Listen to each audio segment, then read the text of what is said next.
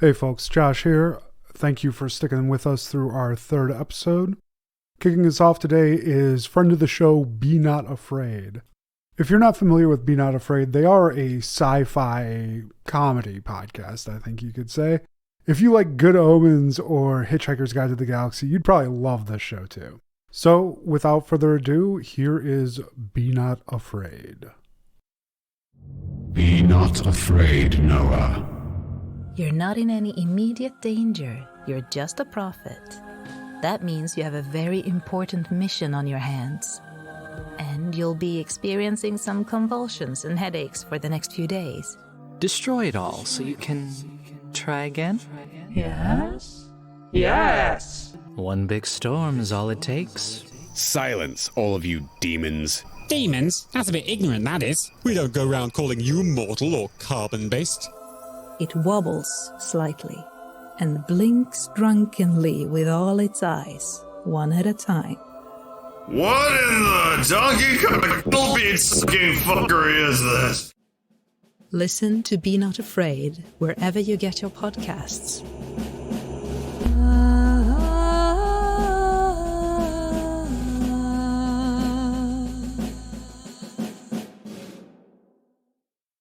Previously on What's in the Rift.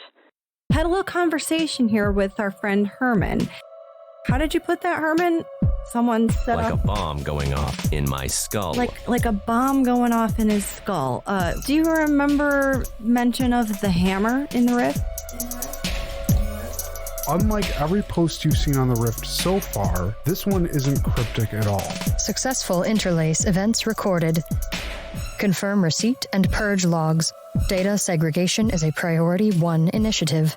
Redouble efforts with successful subjects and continue observations. But you have a letter, do you? This is the apartment we were supposed to be at, so Bruce is going to pick up the letter and unfold it.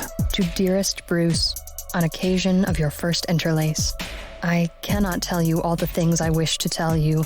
I have tried, believe me, but for whatever cause, I am unable. Perhaps I can help you learn all you and your friends need to know another way. Let me tell you a story.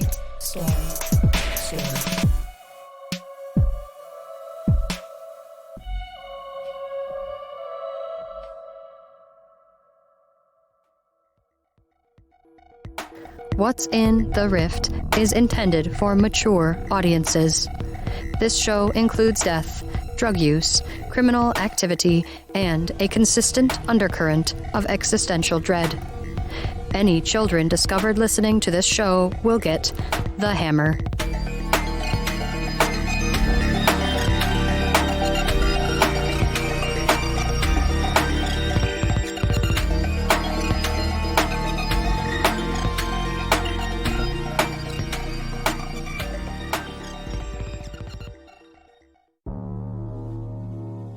Yeah, Bruce wants to try and see if he can somehow tune into Angel Radio and figure something out about this. Absolutely. Here's how Angel Radio is going to work. You do whatever you're going to do narratively, and you put together a dice pool for me.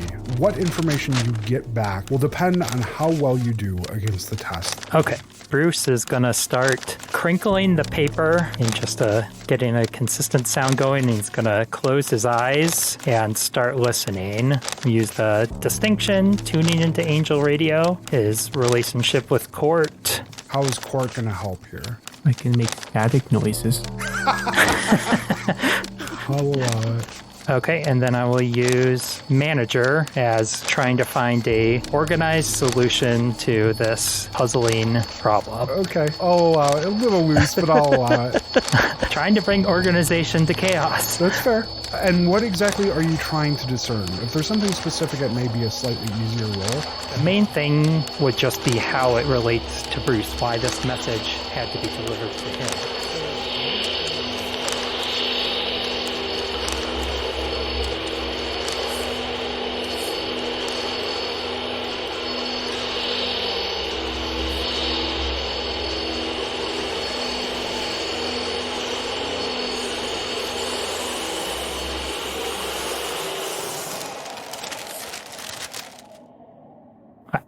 I'm sorry. I guess I am being kind of a weirdo. I've never done that in front of anybody before. I talked about it a little bit on the riff, but I thought maybe I could learn something about this beyond what's on the page, but all I really know is that this message was meant for me. Oh, yeah, no, that part wasn't weird at all. It was the interaction with the small child. What you did now, that made perfect sense to me. I'm really popular with my son's friends, I swear. I don't believe you. But that's not here or there. So, Bruce, do you want to go see what this child did in this empty apartment by herself late at night? Yeah, I think Bruce is feeling, after that encounter, that girl knowing his name, he's feeling a little shaken, but also maybe a little more emboldened to find out what is in here. So sure, he's going to go, I'm entering your apartment. Hello. And you can't stop him.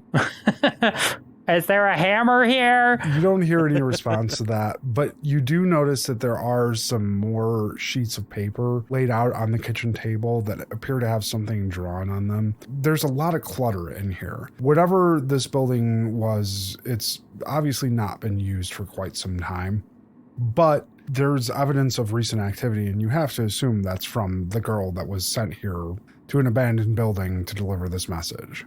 So if you want to search, you're going to have to tell me what you're searching and how you're going about. I need to know what you two are doing. Court is a little confused at this point, so she's going to pull out her phone and see if she now has the ability to message on the Rift to see if anyone's in the apartment or if it's just them. What were you trying to do on the Rift, Ryan? I'm trying to send a message to the group saying that we are inside the apartment and we don't see anyone. And if they're here, please come out. Are you just looking to send a message in the group chat, or are you looking to send a message to an individual user? I'll send the where is everyone to group chat. Court sends this message on the Rift. You get a ping, Blanche. You're staring at Herman as he is weaving back and forth, and Jackie is manipulating the back of his head with a pack of ice. But you now have your phone going off in your pocket that indicates that there's a message being sent to you on the Rift. Okay, I pull out my phone. You see the message that Court just sent. Court, what was that message one more time for Blanche's sake? Is anyone there? We are inside the apartment. It says they're inside the apartment. Did you hear anybody come in? No. Herman, does your head have any insight into what's happening? Give me a second here. No, So no, I don't have anything about anyone else. Okay, we'll come back to that. Jackie, I'm gonna go prowl the apartment and see if I can find anybody. Am I still in the mirror wall room? Yeah, you're through the looking glass, baby. Okay, I'm gonna come back through the looking glass into the bedroom and look around. I'm assuming I see nobody. Nope, the room is exactly as you left it. There's the tray that Herman had mentioned on the bed. There's the dried blood. And as you make your way down the hall, there's still no indication of anyone being in the apartment. Hello? Is anybody here? Okay, I will head back to the looking glass. Okay. You make your way back into the room. You are back there with Jackie and Herman. Herman being looked at and worked over by Jackie. There's nobody else here. Maybe send a message back and say we're at the apartment too, but there's no sign of anyone else. Okay, so I type into the Rift, we're here in the bedroom, but nobody else is here. Where are you? Court, you receive a ding on your phone, and Veronam has replied to you. She says that she's in the bedroom, and she doesn't see anyone else here. And we're in the living room, right? Where you guys had met the young girl was in the hallway immediately outside the kitchen. The living room is right next to you, though. Down the hall, you do see a door slightly open that is dark, and a door to the left that is closed. All right, Bruce, they say they're in the bedroom. So, let's go surprise them. All right, so are you sneaky? I'm gonna say no. Oh, that's not good. It's gonna make it really hard to surprise them. All right, I'm gonna give you a sneak lessons, okay? Okay. Just follow my lead. And Court starts tiptoeing towards the closed door, like overly dramatically. Bruce, are you following in your wingtips? Yeah, exactly. Bruce is trying his best not to clomp along with the heels. You make your way back. Are you checking the door at the end of the hall? Are you going to the one to the left? Court will go to the one at the end of the hall. Okay. You push the door open, and the first thing that you notice about this room is the extreme humidity. There is some type of active leak here happening, and that's most clearly indicated by the black mold that is growing all over the sides of what you assume used to be a vanity, but is now badly water rotted, and the tile itself, rather disturbingly, seems to have sprouted mushrooms in multiple places from between the grout. Surprise! No, we're not going in there. What did you see? So you remember the coughing from before, and I was like, oh, it could be bronchitis. We're not going in there. Let's just say, do you like mushrooms? I'm allergic. Oh, good. Then don't go in that room. Was that the bedroom? I think that was the bathroom, but it's hard to tell with all of like the mold and the fungi and the general feeling that I didn't want to have skin anymore, like that kind of thing. So against my better judgment, maybe we should check out the other door? Yeah. You guys walk up to the other door, and Court, you put your hand on the handle and go to push it open, but it doesn't budge. Court's gonna try jiggling the handle and see if it feels like it's locked, or give it like a little nudge and see if it's barred. Try to figure out what's causing the blockage. So the handle doesn't rotate when you go to move it. Putting your shoulder into it, the door obviously doesn't move either, but whether that's because it's latched or blockaded or just jammed in the doorway due to swelling from the humidity in the air, you're not certain. Let me know what you want to do here. Yeah, I'd like to make a test to determine. I'm mostly looking at the frame and seeing if that is putting too much pressure on the door. You're going to have to beat a 9. That is a D6 challenge with a 6 and a 3 on the die. All right, so Court is going to use what could go wrong, and with the idea that I'm trying to open a door when I've already seen what's behind the other door in the house. Court would like to use their connection with Bruce, mostly by calling Bruce over and telling him, in case something bad happens, just push Court out of the way, just as like a safety precaution. And Court's going to use Scoundrel as a specialty, because sometimes in the past, Court may or may not have found ways to open doors that were not accessible. That's fair. Go ahead and get your dice pool ready, and let's see if you can beat that 9. And just to be clear, this is to determine what is blocking the door or to open the door? Preferably to open the door if it's safe, but I can just go with determining if it's safe or not. No, I think that's fine. We'll say you're trying to open the door here. 14. You run your fingers along the seam of the door, and you notice that there appears to be some swelling from moisture. The indication from the bathroom being a pretty clear giveaway that this apartment has suffered from some type of water issue. Given that information and the handle not moving, you do get something to force into the open end of the door handle, and you hear a click, and now the handle moves freely, and with Bruce's assist, manage to force the door open. What greets you is a dingy bedroom. It's obviously been completely cleared out of furniture or anything like that, but there are multiple deep, dark stains all over a thick pile shag carpeting. Other than that, there appears to be a closet in this room, and there appears to be some type of mirror on the wall, but it is completely bare, save for that. There's no other furniture in this room, right? Like, I'm not crazy, right? You're seeing the same thing as me? Yeah, and definitely no people. I have to say, though, that was like out of a James Bond novel. That was amazing. You are so cool. Oh, no. Have you never broken into your siblings' room at night in order to play pranks on them? You use a card, you slide it into the doorway, push it open, you creep in, and then you put toothpaste all over their face? Oh my God, I'm so gonna do that to Hans when I get back to the hotel tonight. Isn't Hans your son? Yeah. Okay, it's much different. It's totally. Do not do that. Do not listen to what I was saying. I'm going to pull my phone back out. It's kind of weird that there would be a mirror when everything else seems like it's gone. Yeah. I'm mostly concerned, like you said, that no one else is in this room. One moment. I have more messages to send.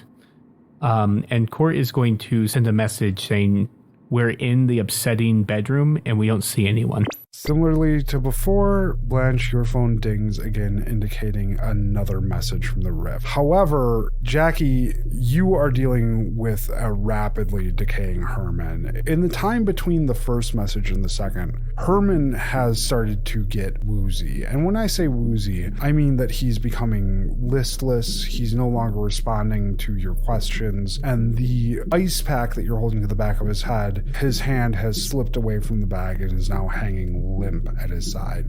When you go to get a look at his face, you notice that he has a stare that is going off into the middle distance, not focused on anything at all. Oh, this isn't good. I'm gonna check his pulse. Hey, Blanche, Herman's not doing so great anymore. I'm thinking I'm gonna have to release some of the pressure in his head. Are you telling me that I have to assist you? Maybe, yeah. Herman looks up a little bit as you two are talking.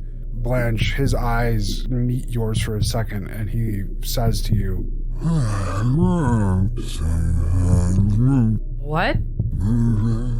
Jackie, you know that he's losing the power of speech, which is an indicator that if this is a bleed, that he's going full stroke. Yeah, I'm thinking we're gonna have to make a hole. Make a hole? In his skull. Alright,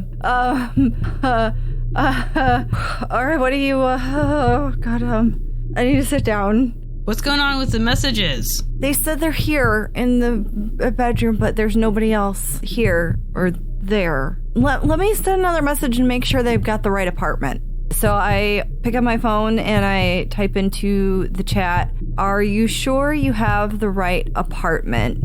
It is number 16. Send. You hit send, and as the message works its way across the ether, Herman flops forward and starts to seize.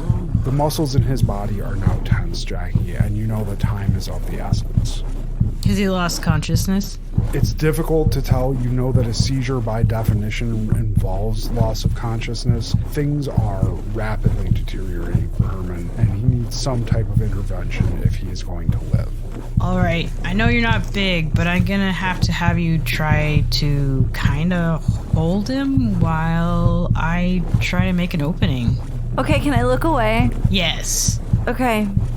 Blanche, Herman is laying partially prone on the floor. His arms are stock stiff at his side, and his eyes are rolled back into his head. And the most concerning thing is that his head is not still. I take his head and place it between my knees. Jackie, you grab what you need from your Gladstone bag and you turn back around, and Blanche is now straddling Herman's head as he is laid mostly face down on the floor. She has her hands holding him securely against the floor. What are you doing? I mean, this sounds like trepanning, basically. Do you have a power drill in that bag? Like, what's your plan here? Well, no. No power drill. I have a scalpel and a hand crank drill for the skull. Okay. I will be making a small hole in the back of his head.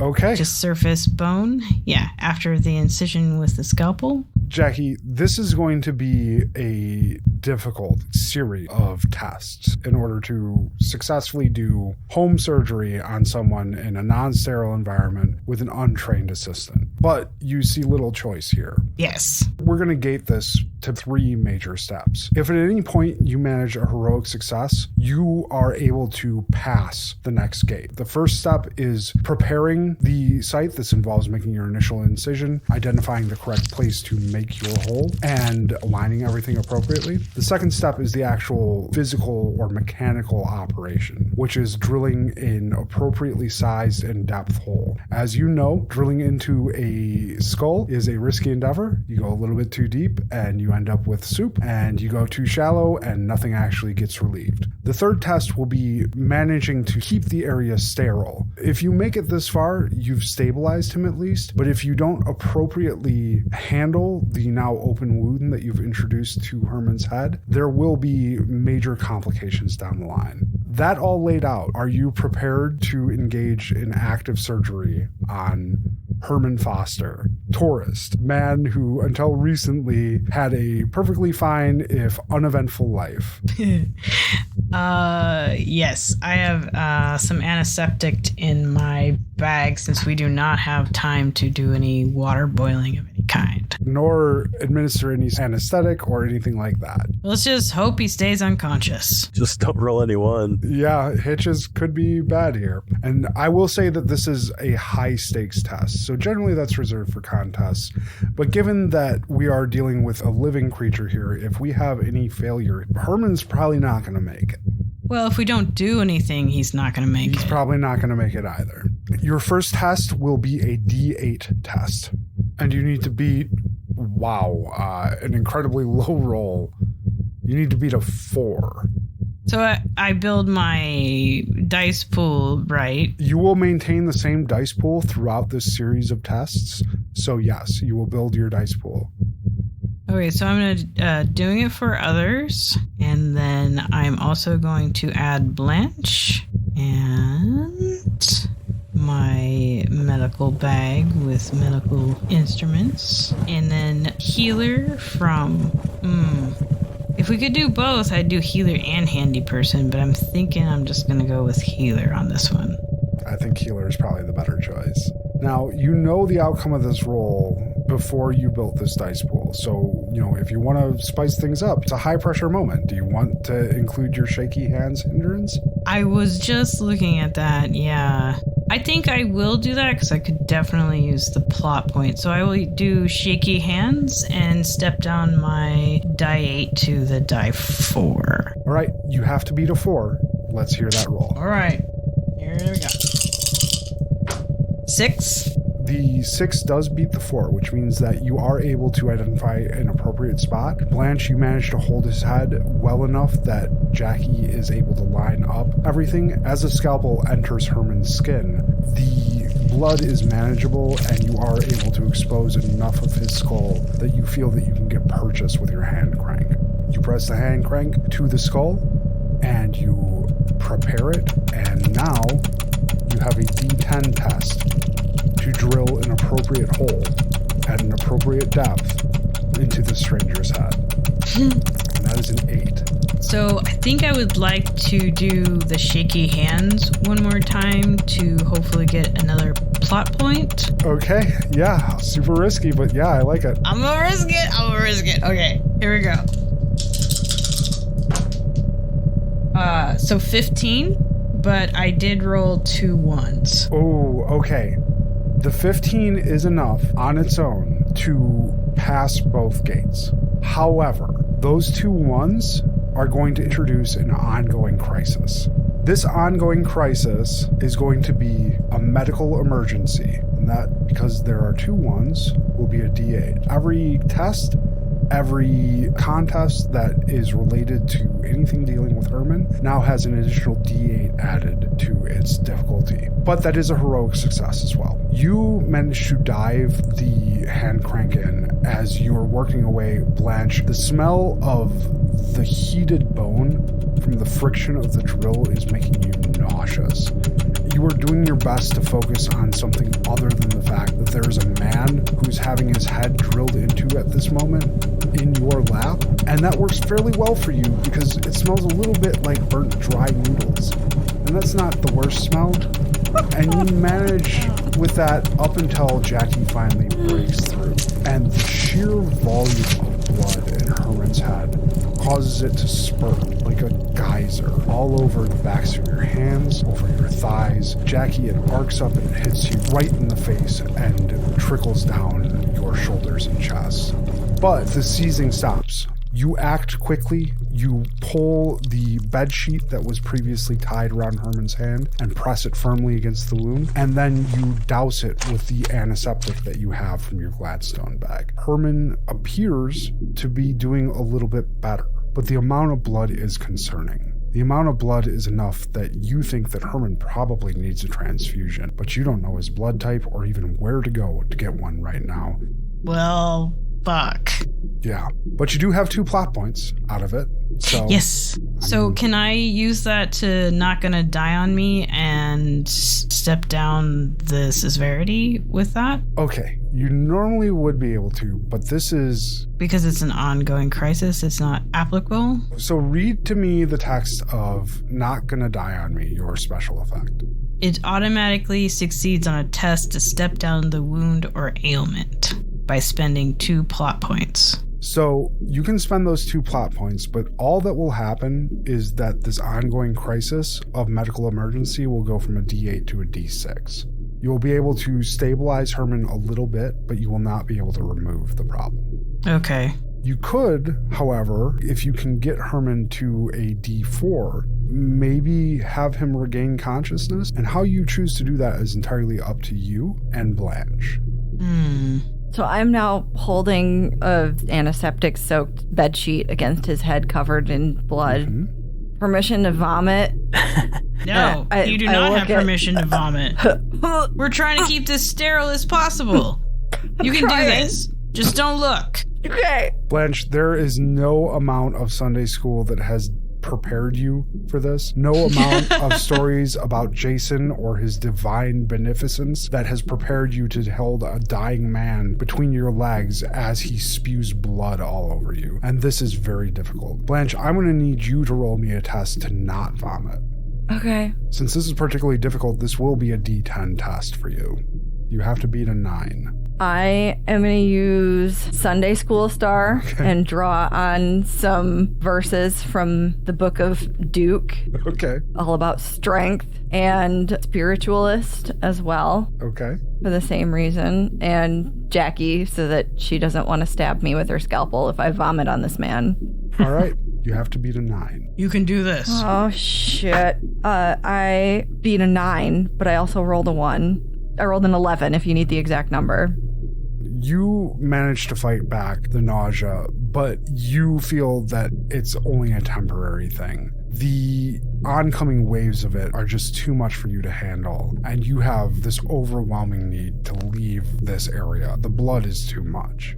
If you choose to remain here, you will receive a D6 complication, which is just simply going to be called ick. Ick. Nice. Jackie, I think I need you to hold this, or you're gonna have a lot more than blood to clean. Need some air? I need some air. I will move my hand to where she is holding down the sheet. Sure. And let her step away. I sprint out of the closet mirror and like slump over onto the bed like Though not far removed, the ability to go and remove yourself from the immediate situation, you do feel that initial wave of nausea subside. Whether it was the verses from the Book of Duke that you played in your head, or just the general divine strength provided by Jason, you do manage to hold your lunch and not puke everywhere. Woo. Jackie, you're left with Herman.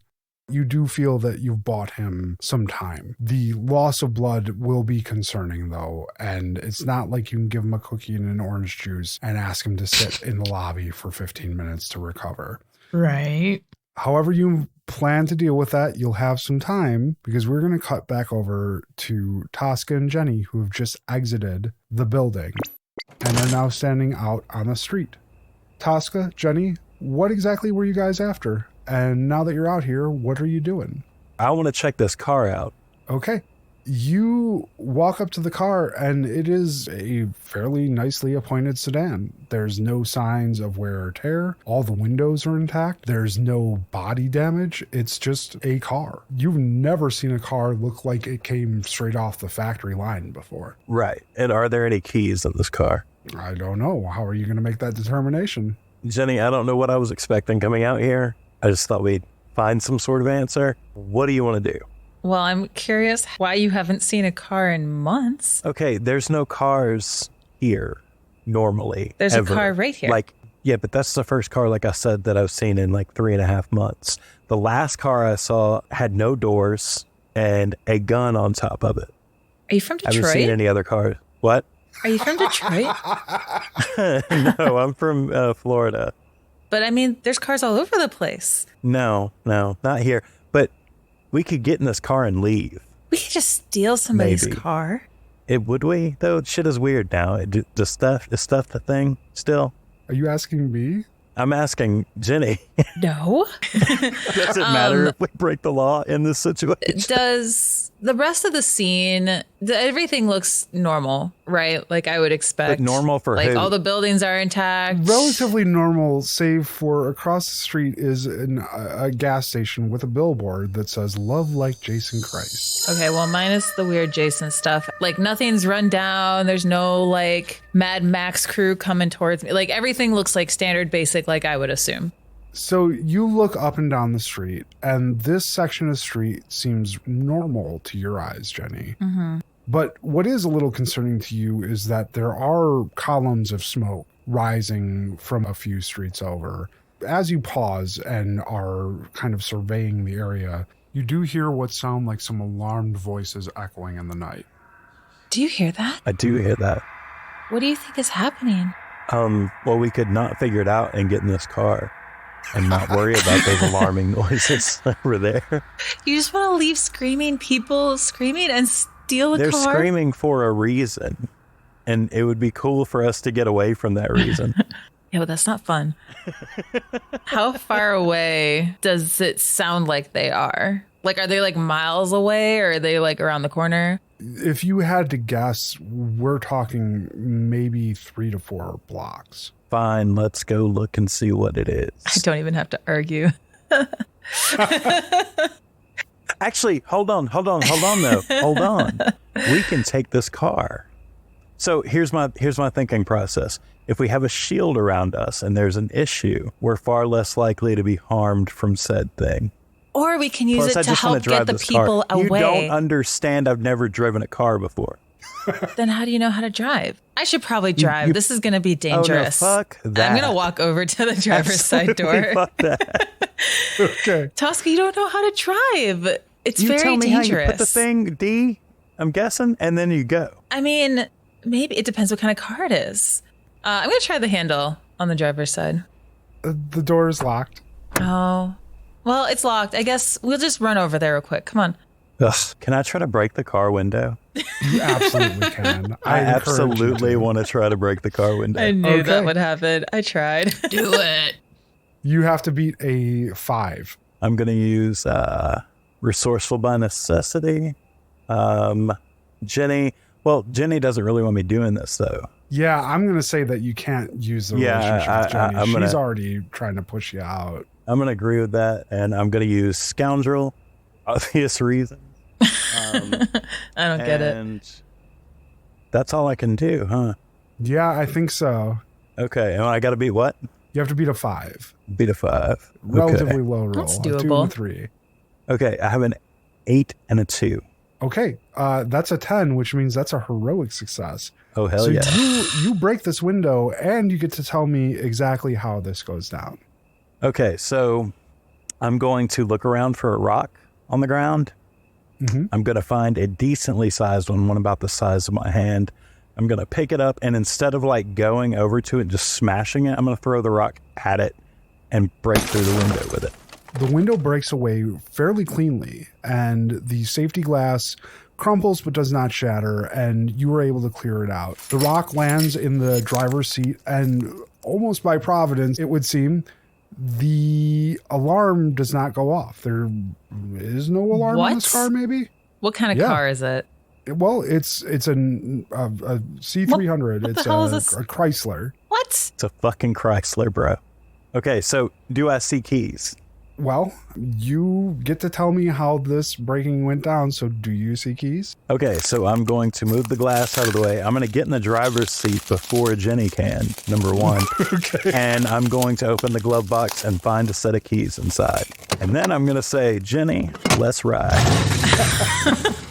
How could I turn that down? Yeah, how could you?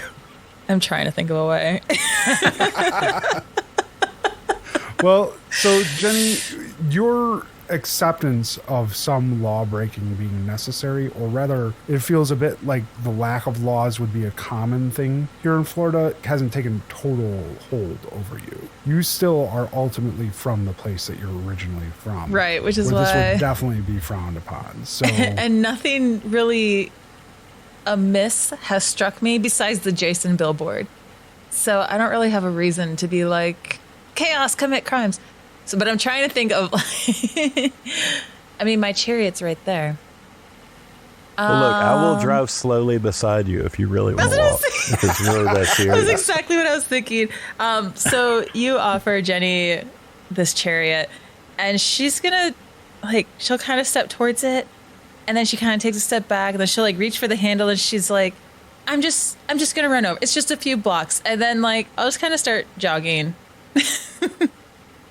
So I want to turn on the radio, and I'm hoping that there's a jam.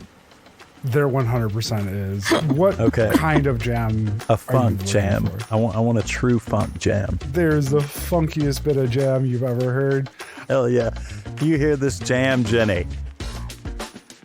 Lovely. Nice. This is a kick-ass What jam. Bob Dylan song is it? Okay, so are you riding with me or not? No, absolutely because not. I'm 100% riding and driving this car to those screams. Wonderful. Jenny is going to run towards the sound of the screams. You set off towards those pillars of smoke that you saw earlier. It is just a few blocks over, and this is a relatively quiet area, an area that has not seen a lot of human activity, period, recently. Toska, you're following along in the car? Yes, I am driving in the car behind her. Are you driving at the speed that I'm running? I have fumbled it into drive. I'm assuming it's an automatic, right? Yes, it is. So my reasoning leads me to believe that D stands for drive. So I put the car in drive and it starts rolling. How it's rolling, I'm not necessarily certain, but I noticed that if I push one of the pedals down, it slows, and if I push another, it goes faster. So I think I got this driving thing figured out. And I'm the happiest I've ever been in my whole life. All I can picture is like when teenagers learn to drive and it's like, yeah. Yep, that's exactly what's what's happening. going. Yeah, that's what's happening. We've got the radio blaring, and we've got Toska riding the brake. Yep. As he idles along. And the brights are on. You guys make the few blocks over. The most notable thing about this trip is Toska, the road's very smooth up until it isn't. And then it is incredibly rough. You bottom the car out a couple times after this transition happens, and by the time you reach there, you are no longer able to just coast. You've had to press on the gas a couple times to free yourself from divots, and that was a scary experience because you went launching forward, and getting a good feel on how far to depress that pedal has been an experience. But you guys do make it there. And when you arrive, Jenny, you notice that there are things burning on the street, and there are folks that just appear distraught. Now this looks like home. I'm gonna run up to just someone close on the sidewalk. What happened? What's going on here? What kind of person are you looking at right now, Jenny? Probably someone that would look somewhat approachable. Doesn't really matter, male or female, but someone that looks somewhat friendly, that would actually talk to me. I'm not gonna run up to like a kid that probably wouldn't know anything. I'm not gonna run up to some like big brute that would be like, fuck off. But just like any average person that looks like they have a good head on their shoulders that would actually talk to me. You come up to a woman, and she is sitting with her head between her knees and her hands on either side of her head, and she is just moaning low. As you approach, she snaps upright, stands, and takes a step back. What do you want? What do you... Oh, God, my head. I heard the screaming and I came to help. What happened? How are you not? Look around. What is going on? Who are these people in my head? I look around. Do I see anything that would make sense? You see a bunch of people behaving similarly. Okay. Ooh, that's not good. You said there's people in your head? Like voices? No, it's... I don't know. Who the fuck is Stephanie? And she looks at you like you might have an answer. I would like to make a dice pool to come up with an answer. Okay, sure. This is going to be particularly difficult for you. You have no experience with anything like this, right, Jenny? Right. I mean, you're pretty familiar with the weird, but this is not a weird that you've encountered before, right? So I want to alter just a little bit. I want to make a dice pool because I'm going to assume that she and coincidentally these other people, are having some sort of mental breakdown or some sort of mental crisis. So I'd like to make a roll to try and help them from that point of view, if that makes sense. Yeah, are you just trying to like calm her down or? Yeah, so trying to use what I know about psychology, whatever Jenny might know depending on this role, and how someone going through whatever I think this might be, which is probably not what it actually is, but how to help someone through that, you know, be it talking them through it, trying to talk them back out of it. I've got a 6 on a D8 challenge because I'm rolling horribly tonight, all for your advantage, apparently. So go ahead and build your pool. So I will witness the weird since they're all freaking out. I'm currently jamming, so. Toska's brought the car to a halt and has just cranked the stereo a few more decibels. That's freaking awesome. Toska, can you turn that off, please? There's something serious happening here. Absolutely not. You are not going to get anything from these people. I have never heard music like this, and I've never been in a car. Like, it might sound selfish. It's been a weird night. I'm going to take full advantage of the situation then. And I'm not using Toska. I will use healer since I'm trying to mentally heal, so to speak. Yep. Which is a 12 now. And I will roll with the 2 of them, I guess. I have to be, what was it again? Only a 6. A 4 and a 2 on a D8. Oh, gosh. So 10 and 6, 9. It's an 8, so it's 6. Okay. 16. You've got a 10 and a 6, which is a 16, which is a heroic success and then some. So tell me exactly what you do, and you've succeeded well enough that you get to narratively shape this. So I will just sort of gently like touch this lady's shoulder, and I'm not sure what's happening here, but it's going to be okay. I don't know what's happening to all these people, but I'm sure Stephanie is really, really nice, and we're going to figure this out. And I'm just going to kind of like try to sit her down and talk her through it calmly. And as she's, you know, asking about all these names and voices, just come up with random answers on the fly that don't really confirm what she's saying, but aren't combative with what she's saying. So Jenny manages to get her calmed down. She shouts out the "who the fuck is Stephanie?" And while initially taken back, you do manage to step forward and put a hand on her shoulder, and she doesn't immediately wince like she did when you first approached. Instead, she looks at you, and that look changes from one of desperation to one that seems to be seeking some type of empathy. She collapses into you, Jenny, and she says, I don't know what's going on. I know who I am. I just don't know why all these other things are in my head. These memories aren't my memories. Why isn't it happening to you? I don't know, but it's gonna be okay, I promise. What's the last thing that happened? What do you remember? There was a noise, and then everything changed. Everything just... I didn't feel like me. It felt like somebody else was in here with me.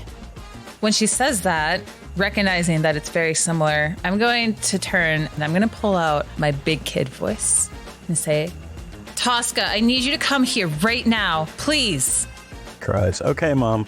So I'm going to turn off the car and go to Jenny. All right, Toska, you come up on a scene where a woman that you don't recognize, but you do recognize as somebody that belongs in Florida, has curled up on Jenny almost as if for support. And she is desperately blathering on about these people inside her head that don't belong there. Toska, you were saying something similar, right? Yeah, it mine passed a little, but I definitely know that when it happened, it wasn't fun. So I kind of knew what she's going through. But it went away. Does it get better? Yeah, it got better for me. I'm good. I was just driving a car, so I had to get out. I'm sorry, a car? She looks intrigued. Right. Yeah, there's a car here. That's what I said. I said the same thing. You want to get in it and go? Oh, well, it might distract me from what's going on with my head. Is it your car? For now, temporarily. That's good enough for me. That's what I'm saying. What? Well, Listen, I don't know. He's my husband. He's inside. I can't just go. I'm sorry. Inside where? I mean, if you want to take a car ride, I think that might be good to kind of clear your head a little bit. Oh, so you're down with the car? Okay. And she doesn't even let you finish, and she gets into the car. So are you coming, Jenny? Yes. All right. Where are we headed to? We can just take a couple laps around the block or something. Yeah, I don't want to get too far if her husband's in the building. Check first. Maybe he wants to come too. Okay. And I'm assuming she pointed to the building or something when she said that. Mm-hmm. Ma'am, what's your name? Oh, I'm Glenda. Glenda. Okay. And your husband's name? Gypsum. I'm going to go see if I can find him. And I'll head into the building, and I'm just going to kind of walk in sort of timidly and like, Gypsum? Glenda's husband? Are you in here? And I'm just kind of like gingerly, not really yelling, but like voice raised slightly to see if I find him. A man wheels himself around the corner on an office chair that's missing a wheel. You notice similarly, this man is missing a leg, and he has a milk crate strapped on there with a stick or maybe a broken crutch. It's hard to tell because it's just covered in trash, almost like he's adorned it with it. And he looks up at you and says, I'm Gypsum. How can I help you? Gypsum! You're not here, Toska. Oh, I'm not here? No, I'm inside the building. You're in the car. You're in the car Glenda. with his wife. That's right. Yeah. I'll be back in a second, though. Glenda should have told me this shit.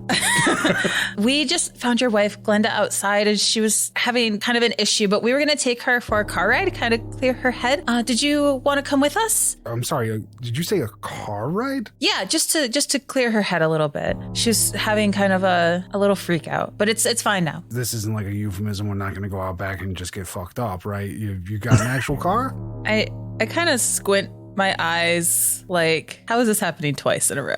That people don't seem to know what cars are. If you got a car, I'll go anywhere with you. Bring Glenda or not. I'm also trying very hard to not stare at his leg. He catches you kind of glancing at it and he goes, and he waves it around a little bit and you hear a jingle somewhere in there. You don't know if you got a bell in there or if it's just trash, but... My eyes from their narrowed stance widen a bit, and I'm going to say, yeah, it's a real car, and we're going to go for a real drive, and you're welcome to join us. All right, let's do it. And he Great. clambers up from the chair. You make your way out to the car. He acknowledges Glenda, but does not seem overly concerned with her distraught state. And he leans over and says, just to be clear, she thinks that we're more than we are. There's, 3 or 4 of these wives floating around, and he does the full-on air quote right in front of you. And then he opens the door and says, oh, baby, are you feeling better? I'm just standing outside the car like, what the actual fuck? Gypsum. Oh, Toska, you didn't tell me Toska was... bro? Toska. You guys know each other? Hey, I found a car. You a car owner? Coming up in the world, baby? Yeah, it's a recent development. This somehow makes less sense and more sense at the same time. So where are we headed? Shove over. I have no idea, but everybody here is all kinds of messed up. We got a lot of catching up to do. Let's go. I'm going to get in the back seat. With Glenda? Against all of my better judgment, Jenny just doesn't even know right now. She just gets in the back seat quietly. I press the gas a little harder than I should, and the car juts forward, and I don't stop.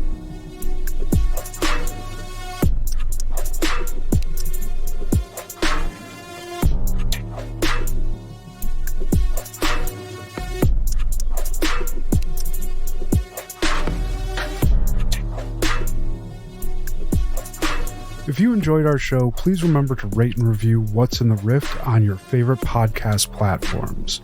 If you really like the show, you can find us on Patreon to support us directly. Find links to our Patreon and Discord servers on what'sintherift.com. We appreciate the time that you spent with us, and we're looking forward to spending some more time with you soon. What's in the Rift is brought to you by Gas Station Drugs.